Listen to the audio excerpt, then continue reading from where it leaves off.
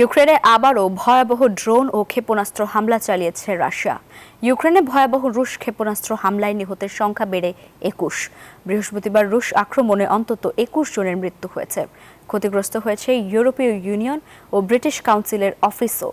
এর জেরে রুশ রাষ্ট্রদূতকে তলব করেছে যুক্তরাজ্য, আর নতুন নিষেধাজ্ঞার হুঁশিয়ারি দিয়েছে ইইউ। ঘটনায় মার্কিন প্রেসিডেন্ট ডোনাল্ড ট্রাম্প ক্ষুব্ধ হলেও আশ্চর্য নন বলে জানিয়েছে হোয়াইট হাউস। বৃহস্পতিবার ভোরে ভয়াবহ ড্রোন আর ক্ষেপণাস্ত্রের আঘাতে আবারও কেঁপে ওঠে ইউক্রেনের রাজধানী কিয়েভ। ২০২২ সালের পর এটিকে দ্বিতীয় বৃহত্তম হামলা বলে উল্লেখ করেছে দেশটির সরকার।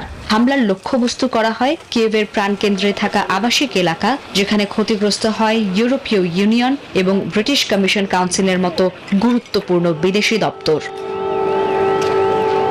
নিজেদের কাউন্সিল ভবন ক্ষতিগ্রস্ত হওয়ায় তীব্র প্রতিবাদ জানিয়েছে যুক্তরাজ্য।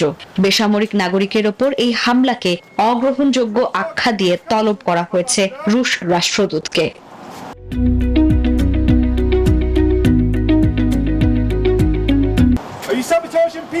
এই ঘটনায় ক্ষুব্ধ ইউরোপীয় ইউনিয়নও। ইইউ প্রধান উর্সুলা ভন ডার লেন রুশ প্রেসিডেন্ট পুতিনকে অবশ্যই শান্তি আলোচনায় বসার আহ্বান জানিয়েছেন। সেই সাথে মস্কোর বিরুদ্ধে আরো কঠোর অর্থনৈতিক নিষেধাজ্ঞার হুঁশিয়ারিও দিয়েছেন তিনি।